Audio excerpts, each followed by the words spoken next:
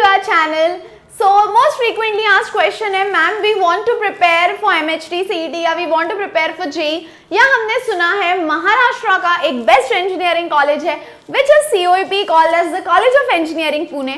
Ma'am इसके लिए preparation कैसे करें या CET का प्रेपरेशन कैसे करें, तो I would like to give you थोड़ा सा इंसाइट, थोड़ा सा वेकअप कॉल की कैसे प्रेपरेशन करना है या what is mandatory for this. So बच्चों सबसे पहला you need to have a good hold.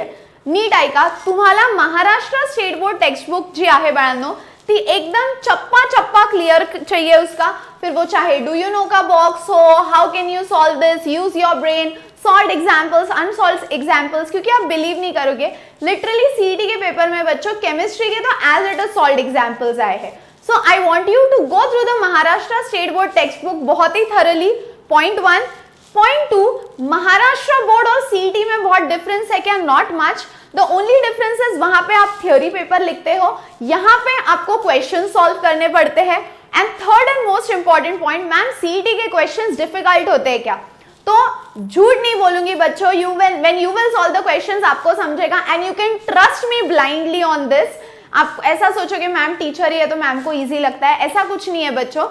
CET is genuinely easy, but I will also tell you the problem. जैसे मान लो फिजिक्स और केमिस्ट्री एक सेक्शन में आता है, 50 क्वेश्चंस फिजिक्स, 50 क्वेश्चंस केमिस्ट्री, यानी बन गए 100 क्वेश्चंस और आपको 100 क्वेश्चंस के लिए मिलेंगे ओनली 90 मिनट्स.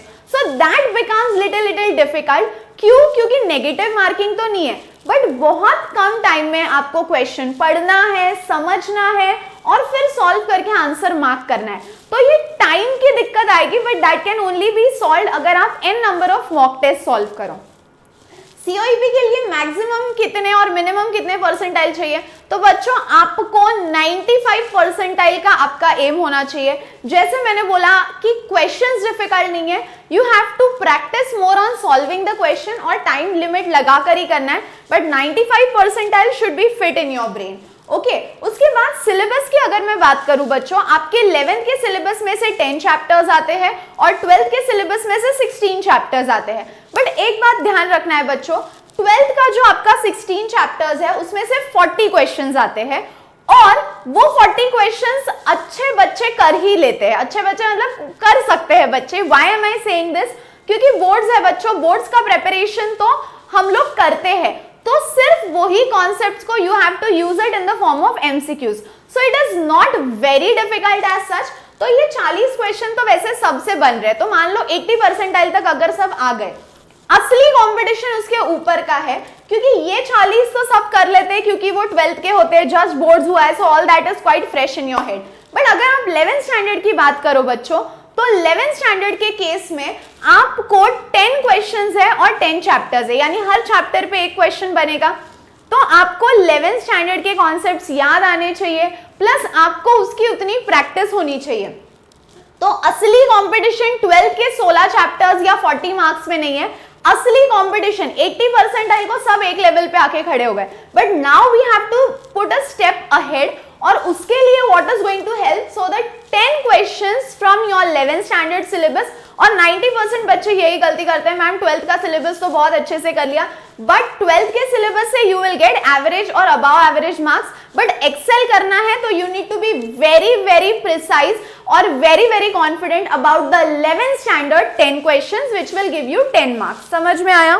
ओके अभी also I am happy to declare this कि आपको पता है बच्चों कि ऑफलाइन में तो हम लोग डेफिनेटली है और ऑनलाइन में भी we are trying as Vedantu family की to serve you the best of content, the best of study material.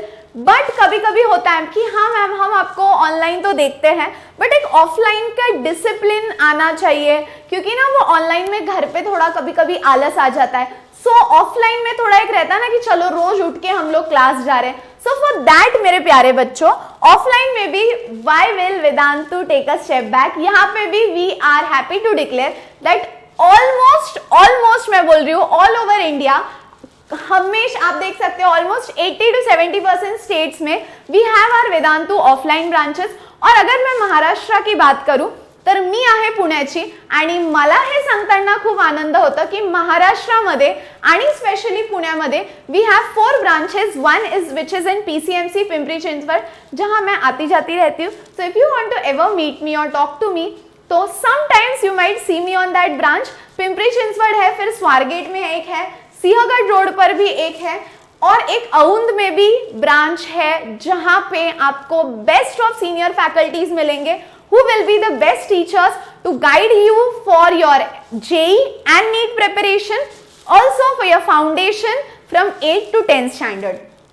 उसके बाद मुझे और एक बात बोलती हूँ, मी आहे प्रॉपर जालन्याची. जर तुम्हाला जालना माहिती असेल तर ते संभाजीनगरच्या जवळ आहे. तर तिथे मला असं वाटायचं यार इथे जर कोणीतरी मला प्रॉपर गाईड करणारं भेटलं तर खूप चांगली गोष्ट होऊन जाईल. आणि त्या मुलांसाठी we also have branches in the Marathwada and Vidarbha area, जे की आहे बाळांनो अमरावतीमध्ये आणि बुलढाणामध्ये.